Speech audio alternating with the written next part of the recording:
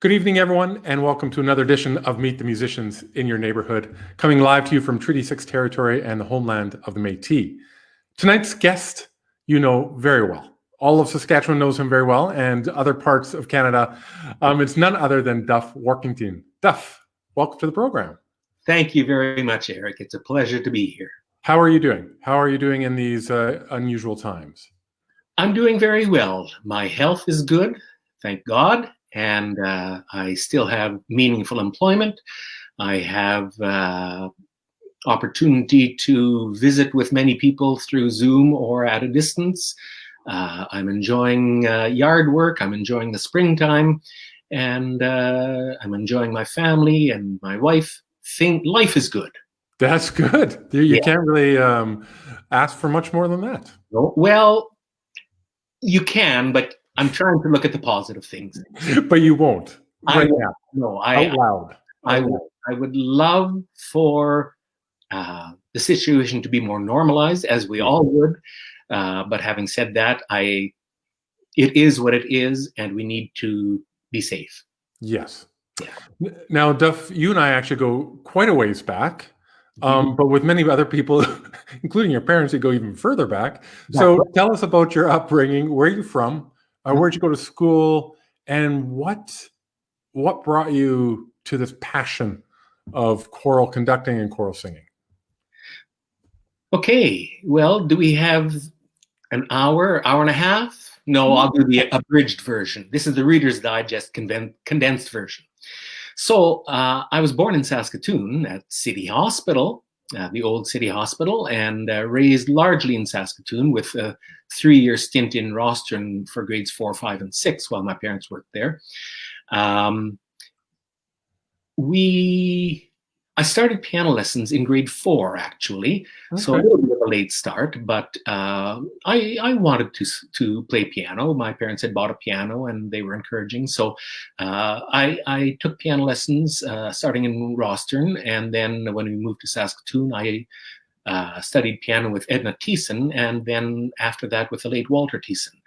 And I am so thankful that my parents encouraged me, and sometimes strongly and sometimes over my objections with piano, because really keyboard proficiency is a part of any music degree now, and it can only enhance musicianship. So I studied piano. I got my grade 9 Royal Conservatory before I quit. But we grew up with lots of music in the house. My parents loved classical music. They loved choral music. At church, we sang, but pretty significantly, we sang as a family. And I'm very thankful for that. And what comes to mind largely is that we sang on car trips. Of course, my parents were frugal, so they didn't have a car with a radio. Who needs a radio? When you've got your kids. Yeah. Exactly. So we would play geography games. We would play I Spy With My Little Eye, and we would sing. And we would sing round songs. And really, so from a young child, I was singing in parts, because round songs, it is a form of singing in parts. Mm-hmm.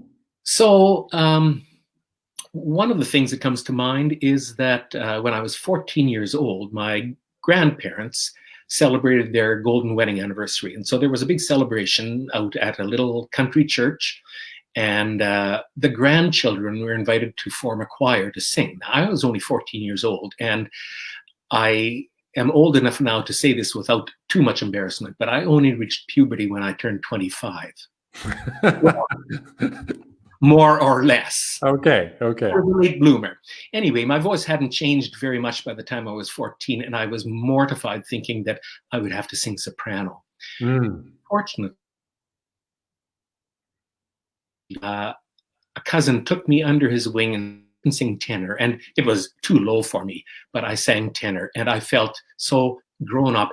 And they were simple songs that, just for my grandparents' golden wedding. Mm-hmm. But I just thought, oh, this is wonderful. Now, I had sung in junior choir in church and stuff like that. Sure. I had sung Oh yeah, I had sung solos in festival, I guess. Yeah. Okay. So, but I just thought, oh, this is great. So when I was in grade 11, I started school at Rosslyn Junior College, and I auditioned for and was accepted into their audition choir, the chorale. And after the first rehearsal, I was just kind of floating and thinking, ooh, this is fun. This is, and that's one of the things that I enjoyed about conducting high school choirs too, to see faces light up when they first realized the possibility and the beauty and the potential and the fun in parts. Yeah. And what you could do. So I was at Rosslyn Junior College for 2 years as a student, and then after that I attended Canadian Mennonite Bible College in Winnipeg, which is now Canadian Mennonite University, and I studied music. That was at a time when you could make enough money during the summer to pay for school and for living expenses, and so the pressure wasn't on quite as much, I think, to find a marketable skill. So I studied music because I loved it. Right. And I loved it there too. Some of the highlights were singing the Schütz, Musikalische Exequien, which is not performed very often, but which is a wonderful work. Some very strong similarities to the Brahms and Deutsches Requiem. So that was a wonderful experience, and I would be remiss to talk about that without mentioning my mentor at Canadian Mennonite Bible College, Dr. George Wiebe, who was very, very strong in getting at the spirit of the music. He was not as much a technical conductor, although we did learn the basics, and you know, we learned the basics, recit conducting, and on and on and on. But he really was a master at drawing out the spirit. After that, I worked for a year, went to University of Waterloo, Conrad Geary-Bell College, sang under Len.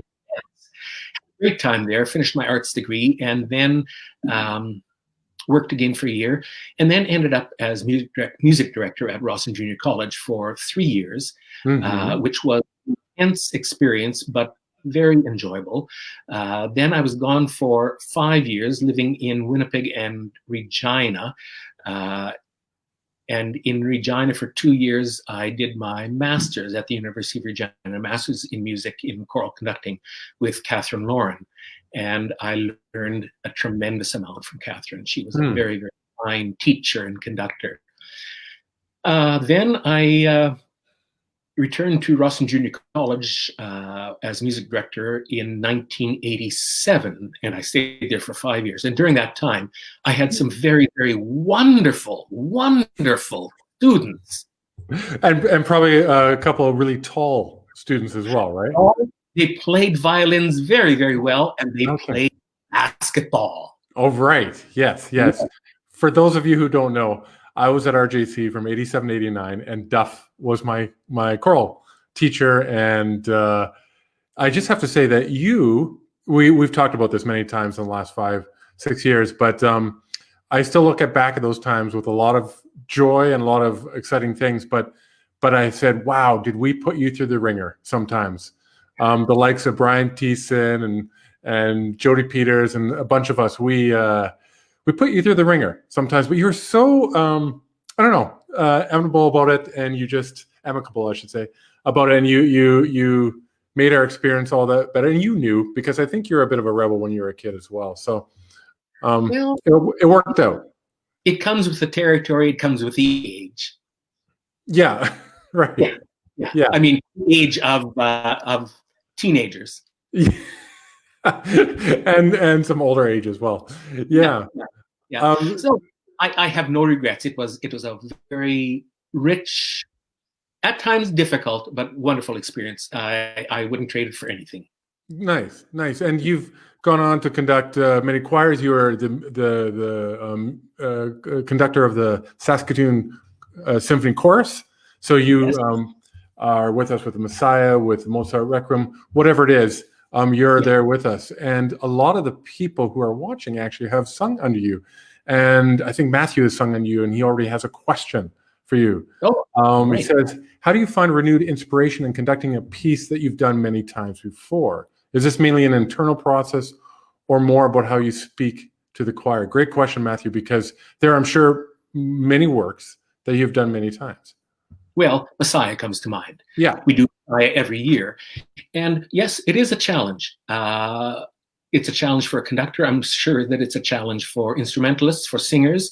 And it is a good question. It is a challenge. One of the things that I work at is doing more memory work every year until I am able to do it entirely from memory. And it's close now, not with the orchestra, but even that is coming. But yeah, digging into it and trying to find, if not entirely new approaches, trying to find different nuances, doing reading to other recordings. The Tafelmusik recording is standard, but Mark Turner gave me a recording, a woman, Eric, can you help me out here? Yes, French, wonderful recording. Emmanuel. Yes. What's her name? Aim, H-A-I, umlaut over the I-M. She has a wonderful recording. Lucy Crow's the soprano, and I forget who the others are, but incredible recording. And Tafels, wonderful as well. Yeah. So listening to different recordings, and sometimes doing a little bit of throwback and listening to old recordings, like Adrian Bolt and those kinds of things. It brings a smile, but it also causes one to reflect a little bit. And styles change over history, and you can't discount that. It's part of the history. Not at all. You can't because I think we've discussed this with other musicians over these chats. How, of course, each generation, each era, decade, whatever you want to call it, we all have new things to say, or pick up new traditions, or re-examine things. And so recordings from that time were reaction and re-examining what came before them. So there's incredible, beautiful musicality that comes from that. And to listen to those recordings, some of them are just simply stunning. And especially if we grew up on them, because there's something special in our heart about them. But then to use that and see where we can go further from it. Yeah. On the Messiah, Sandra wants to know, does the sing-along Messiah drive you crazy? That is a good question. No. You seem to have a lot of fun with it. Well, it don't mean a thing if it ain't got that swing. So true. Let's have fun. There was a time at the beginning I had mixed feelings about Sing Along Messiah. When you work intensely with a chorus and you prepare and you want things to be just so, you know very well that sing along, that's not going to be happening, although the chorus is sitting in front and singing and things just so. So I had mixed feelings, but having done sing along now for a number of years, I am beginning to very much appreciate the democratization that affords the audience. I mean, how often do many people in that audience have a chance to sing with a professional orchestra? Not very often, in all likelihood. And my wife, who is not from a choral background and has attended most of the Messiah performances. Last year, she came to the sing-along. Now, she is not a choral background. I will not say that she's not a good singer, but she doesn't have a choral background and she feels somewhat intimidated. She came to the sing-along and she said it was just a blast. And that's what I like to hear. I mean, if we can get more people engaged in choral singing, if we can get more people appreciating the work of the symphony, and that happens in so many ways. I mean, there is the school tours, which I think are wonderful. I know my mother was a resident in a seniors facility, and the choir players would come out to play, and she very much appreciated that. So those connections to the community are crucial. And this, I think, is another very important connection to the community. Does it have, are there frustrations? Yes. But the frustrations for me are overweighed by the positive things. Completely. And you talk about connection. When you're facing the whole audience, and you talked before about teenagers having that expression of joy in their faces, yeah. And that's what you get across a whole audience. And like you say, some of them have never sung in a choir before, and then to have it be surrounded by people that love this music and are singing their hearts out. And you see tears all the time, tears of joy, and just something about it very emotional. Absolutely. A good friend of mine who is older than I am and has sung all of his life, suffered a stroke a number of years ago, and is now, he finds it difficult to speak, but he comes to Messiah sing-along, and he sings. He has a tenor voice, and he sings as he is able. That alone, to me, is worth it. It's just, it's heartwarming. Exactly. And frustrations, it's music is about connection, and that does it every time. I love that. We have our regular guest, Ella. Thank you, Ella, for always joining us. She says, "Hello, Duff. So nice to meet you. Would you please tell me what's your favorite thing about singing, and perhaps about conducting groups of singers?" Okay, good question.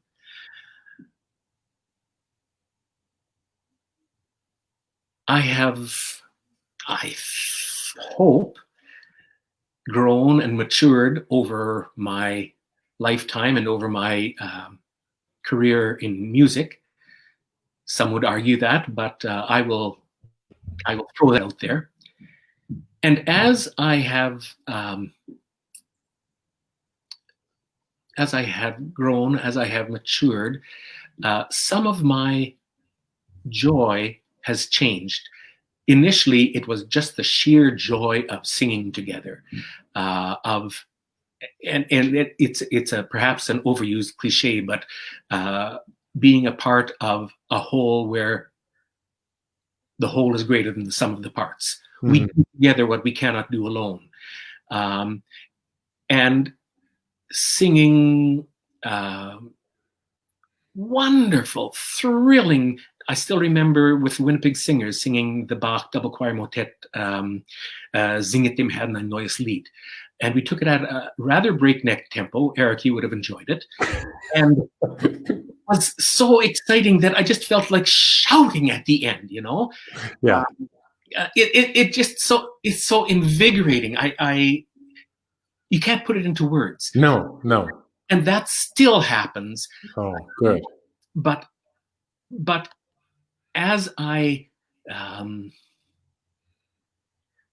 contemplate the place of music in not only my life, but in our life, I become more and more convinced that the goal of choral music is to create community. And Eric, when you were talking about connections, that's exactly it.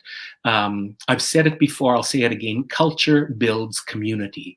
And speaking with a bias, I think that choral singing brings people together in perhaps a more personal way.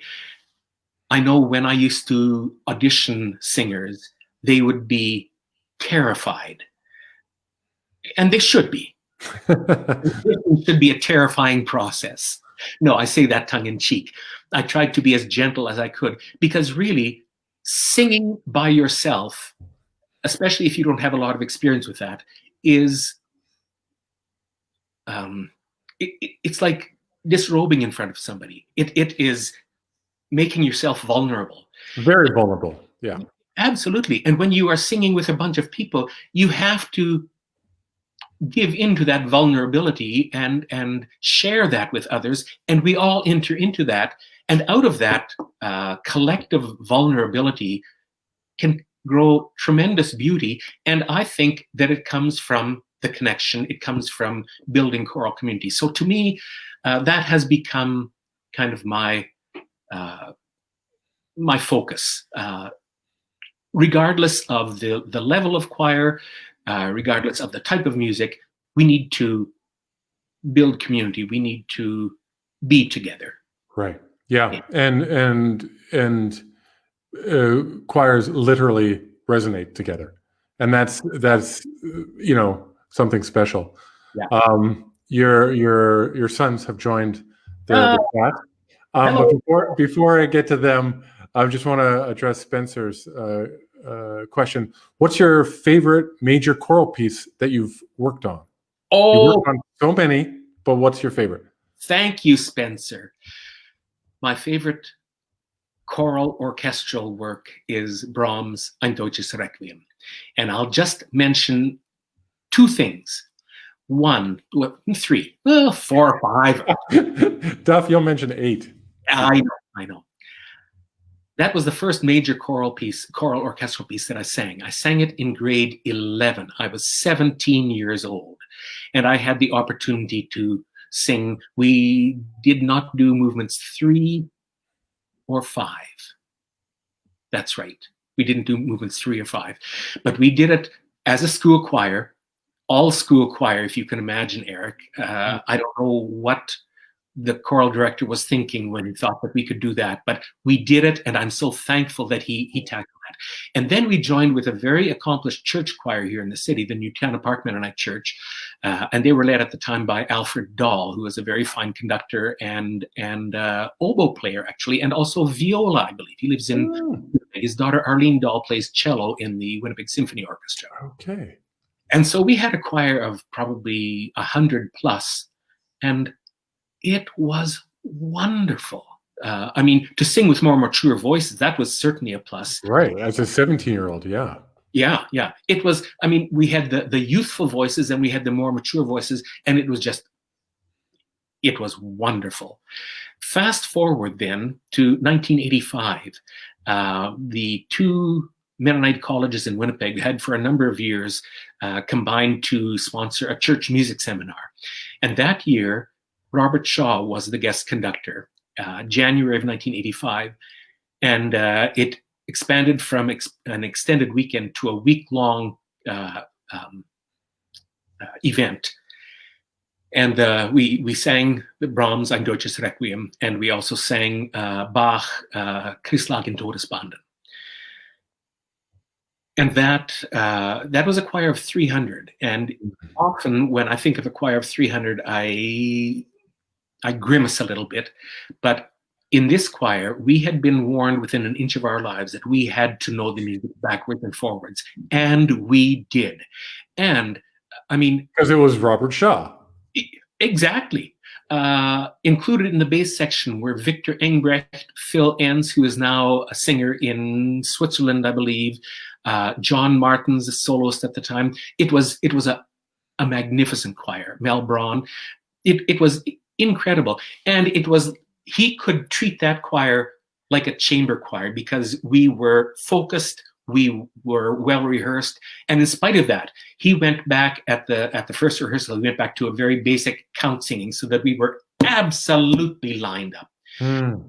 By the time we got to performance, it was